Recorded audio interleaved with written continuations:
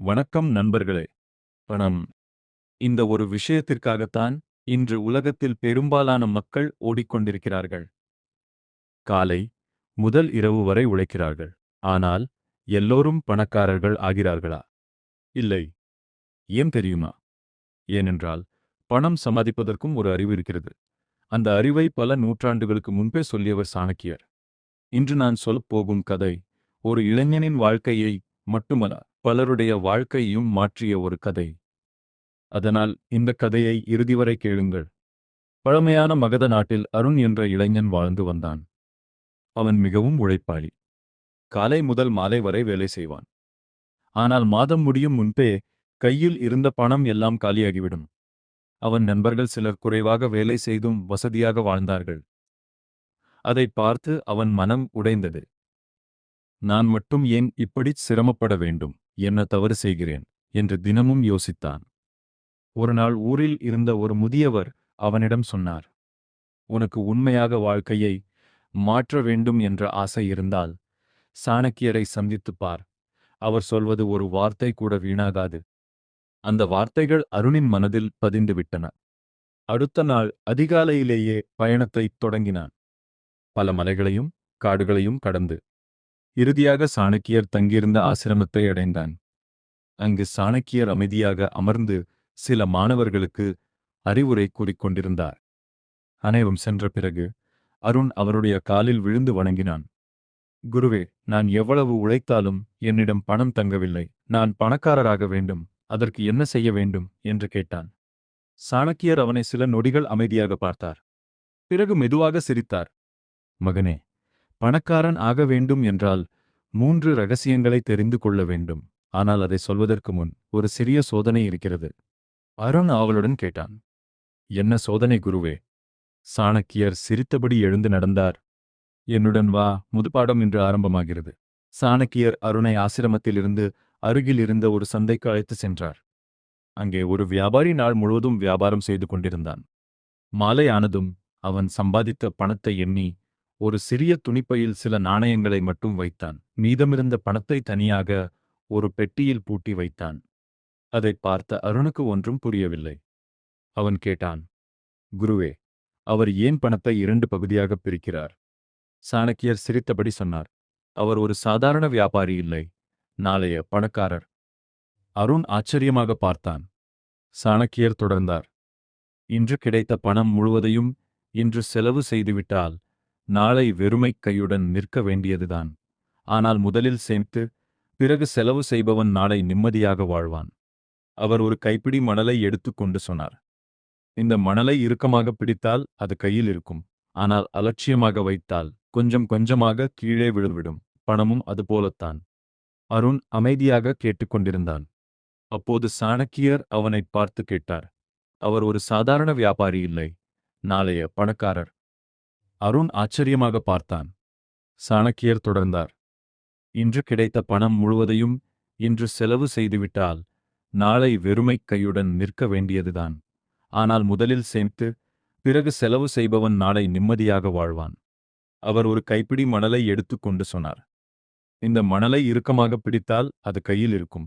ஆனால் அலட்சியமாக வைத்தால் கொஞ்சம் கொஞ்சமாக கீழே விழுவிடும். பணமும் அதுபோலத்தான்.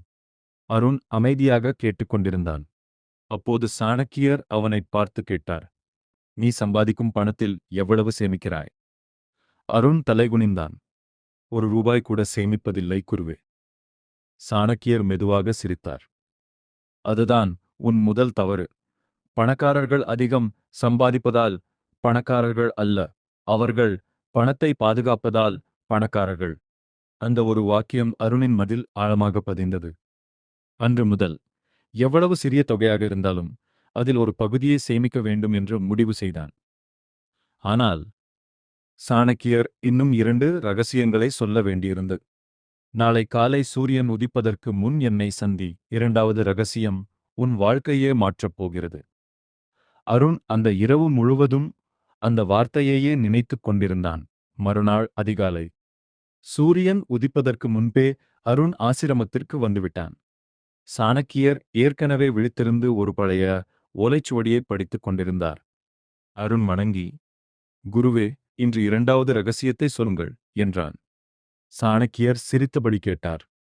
அருண், உன்னிடம் இருக்கும் மிகப்பெரிய செல்வம் எது? அருண் சிறிது யோசித்துவிட்டு, என்னிடம் பெரிய செல்வம் எதுவும் இல்லை குருவே என்றான். சாணக்கியர் அருகில் இருந்த 2 மாணவர்களை அழைத்தார். ஒருவரிடம் ஒரு பொற்காசு கொடுத்தார். மற்றொருவரிடம் ஒரு புத்தகத்தை கொடுத்தார். பிறகு அருணை பார்த்து கேட்டார். இவர்கள் இருவரில் 10 ஆண்டுகளுக்குப் பிறகு யார் அதிக செல்வந்தராக இருப்பார் என்று நினைக்கிறாய்? அருணுடனே, பொற்காசு வைத்திருப்பவர்தான் குருவே என்றான். சாணக்கியர் புன்னகைத்தார். இல்லை மகனே, அந்த புத்தகத்தை படித்து அறிவை பெற்றவன் 10 பொற்காசுகளையும் சம்பாதிக்கும். ஆனால் பொற்காசு மட்டும் வைத்திருப்பவன் அதை ஒரு நாள் செலவு செய்து விடுவான். அருண் அமைதியாக கேட்டுக் கொண்டிருந்தான். சாணக்கியர் தொடர்ந்தார். பணத்தை யாராவது உன்னிடமிருந்து பறித்துக் கொள்ளலாம். ஆனால் அறிவை யாராலும் பறிக்க முடியாது. ஒவ்வொரு நாளும் புதிதாக ஏதாவது கற்றுக்கொள். ஒரு திறமையை வளர்த்துக்கொள். அறிவு வளர வளர உன் வருமானமும் வளரும். அந்த வார்த்தைகள் அருணின் மனதில் ஒரு புதிய நம்பிக்கையை உருவாக்கின. அவன் புரிந்து கொண்டான். பணத்தை தேடுவதற்கு முன் திறமையை தேட வேண்டும் என்று. அப்போது சாணக்கியர் சொன்னார். மகனே, இன்னும் ஒரு ரகசியம் இருக்கிறது. அதான் மிகவும் முக்கியமானது. அந்த ஒரு குணம் இல்லாமல் முதல் 2 ரகசியங்களுக்கும் எந்த பயனும் இருக்காது. அருண் ஆவலுடன் கேட்டான். அது என்ன குருவே? சாணக்கியர் வானத்தை பார்த்து சிரித்தார். அதை நாளை ஒரு விவசாயியின் வயலில் உனக்கு காட்டுகிறேன். தொடரும். பகுதி 4. சாணக்கியரின் 3வது ரகசியம், பொறுமை மற்றும் ஒழுக்கம். அடுத்த நாள் சாணக்கியர் அருணை ஒரு விவசாயியின் வயலுக்கு அழைத்து சென்றார்.